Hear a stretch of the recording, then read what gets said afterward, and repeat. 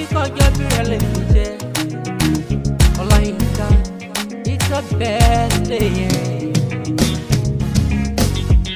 Ọláyínká, it's your birthday. 23rd of March, it's a happy day. Ọláyínká mo kí ọ nínú, it's your birthday, yeah. Àbíkẹ́ Adéṣọdẹ ń gbọ́, it's all about you, yeah. It's all about you, yeah. When you're born to this world, kàkí bàbá kú ewu ọmọ ní this one. Welcome to this one. Ọjọ́ náà délé ní pẹ́, happy birthday to you.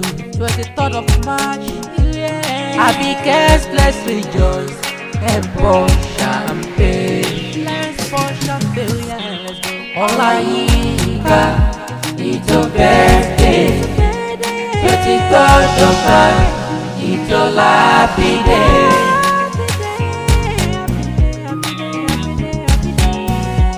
Onífọdún lè ṣàṣemọ́, wọ́n yẹn tún kọ́ mọ̀ dájú dandan ni. Ìgbàdún ọdún kan ló dé sí dájú. Àbíkẹ́ Adéṣọdẹ ń gbọ́, gúnugún ikú léwé. Wájú wájú ṣàní, ìwọ yóò máa lọ.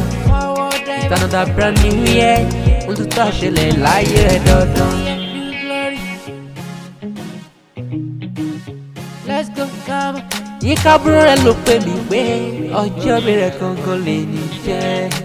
It's your birthday, yeah. Ó láyọ̀fẹ́ ọkọ òun, ẹ̀gbọ́n òun, the one she love most. It's your birthday. Ó lè kìkì ọ̀bẹ, ìmú ọdẹ lu bàbá rẹ̀. Wọ́n nílùú Ìjẹ̀bú Igbó, ìlú ọmọ wọn nílùú Ìjẹ̀bú Igbó. Ọmọ orí mòdò sùn á pé ọmọ ọ̀nà yẹlú ọlọ́jà ìgbò. Ẹ̀yin ńlá ṣàlẹ̀ jẹjẹ bẹ́ni tí òrò bìrì rí. Gbogbo ẹ̀yà bẹ̀ nílé ọgbà lè bẹ́ẹ̀ lóde. Ọmọ onígbó má dé onígbó má wọ lẹ́yìn. Àjòjì tó bá wọ gbòòrò ó ti dẹ̀ ní ẹ̀gbọ́n. Èyí tó bá wọ gbòòrò yẹn yóò di títẹ̀ bọ́lẹ̀ lẹ́sọ̀. Ilẹ̀ tí náwó ní lápò ìbò tó dé, ìbò tí wàá dé tán. Owó ló ń tu wá pọ̀ sí. Ó dówó ló dówó, ilé bàbá tó bí ọlọ́mọ. Ọdún yá san sí rere o, onífọdún lè ṣàṣemọ́. Oṣooṣù rè lọ́tún rè lọ sí jòǹkọ́ yíká, àfilé rẹ̀ ṣe gbùgbé. Happy birthday to you, Yínká.